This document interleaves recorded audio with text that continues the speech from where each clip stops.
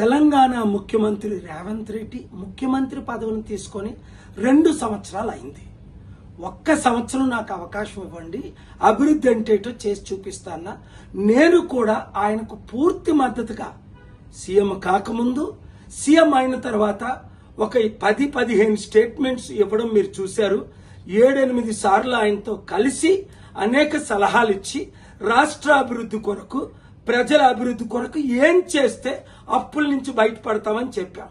కానీ ఆయన వినలేదు సరికదా, ఎగ్జాక్ట్ గా ఆపోజిట్ చేసి నేను ఇచ్చిన సలహాలకు అన్నిటికీ వ్యతిరేకంగా పనిచేసి ఈ రోజు తెలంగాణ రాష్ట్రాన్ని సర్వనాశనం చేసినందుకు తక్షణమే ఆయన రాజీనామా చేయాలి.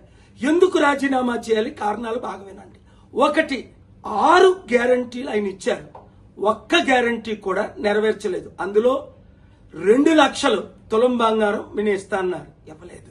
2 లక్షల రైతులకు రుణమాఫీ చేస్తానన్నారు, చేయలేదు. 5 లక్షల నుంచి 10 లక్షలు కంపెనీలు పెట్టిస్తానన్నారు, లేదు. 2 లక్షల ఉద్యోగాలు భర్తీ చేస్తానన్నారు, చేయలేదు. నిరుద్యోగులకు 4,500 అన్నారు, ఇవ్వలేదు. మహిళలకు 2,500 అన్నారు. గ్యాస్ సిలిండర్ ఇలాగ చూసుకుంటూ పోతే 100 వాగ్దానాలకి కంటే ఎక్కువ ఇష్టం వచ్చినట్టు, నోటుకొచ్చినట్టు అబద్ధ వాగ్దానాలు ఇచ్చి ఓట్ల కొరకు అందరినీ మోసం చేశానని ఆయనే ఒప్పుకున్నారు. ఇప్పుడేంటి, డబ్బు లేదు, నన్ను కోసికి తినండి అంటున్నారు. అలాంటప్పుడు హైదరాబాదు దేశంలో నెంబర్ 1 సిటీ, అన్ని సిటీల కంటే.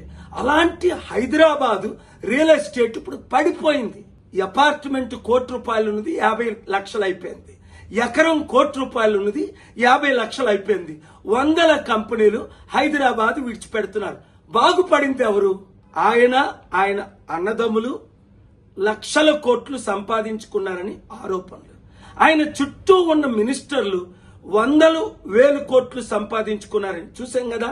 పొంగులేటి శ్రీనివాసరెడ్డి రెవెన్యూ మినిస్టర్ కొడుకు మీద రుజువులతో ఎఫ్ఐఆర్ అవ్వడం, 100,000 కోట్లు ఆస్తి దోచుకోవడం. ఇప్పుడు 9,292 ఎకరాలు, దాదాపు 5-6 లక్షల కోట్లు విలువైన ప్రాజెక్టులు తన బినామీలకో ఇతరులకో ఇస్తున్నారని ఆరోపణలు ఇన్వెస్టిగేట్ చేయమని, సిబిఐ ఈడీ ఎంక్వైరీ చేయమని శుక్రవారం స్టేటస్ కో తీసుకొచ్చాను. ఇలాంటి 18 పెద్ద కేసులు ఉన్నాయి. 1 by 1 తో మీ ముందుకు నేను వస్తాను. ఆయన మారాలని ప్రార్థించాను. 7-8 సార్లు కలిశాను. మిమ్మల్ని అందరినీ ప్రార్థించమన్నాను.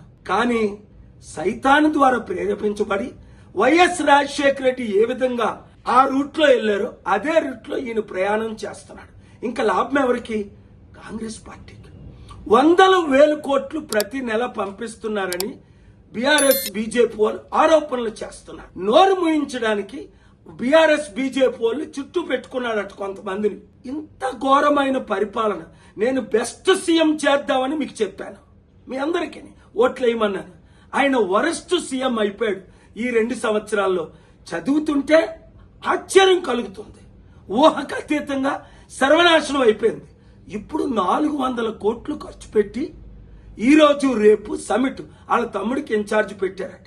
6,000 మంది పోలీసు బృందం అట ఈ సమిట్ కి. ఎవడొస్తున్నాడు? 200 దేశాల ప్రెసిడెంట్లు ఒక్కడైనా వస్తున్నాడా? 3,000 మంది బిలియనీర్లో ఇన్వెస్టర్ ఒక్కడైనా వస్తున్నాడా? ఇదిగో మన ఇండియాలో దోచుకునే వాళ్ళు ఉన్నారు కదా, వాళ్ళు వస్తున్నారు.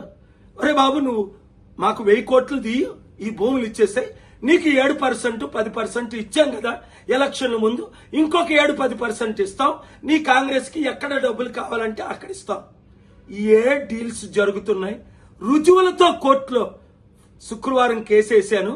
ఇంకా 17 కేసులు అతి త్వరలో వేయబోతున్నాను.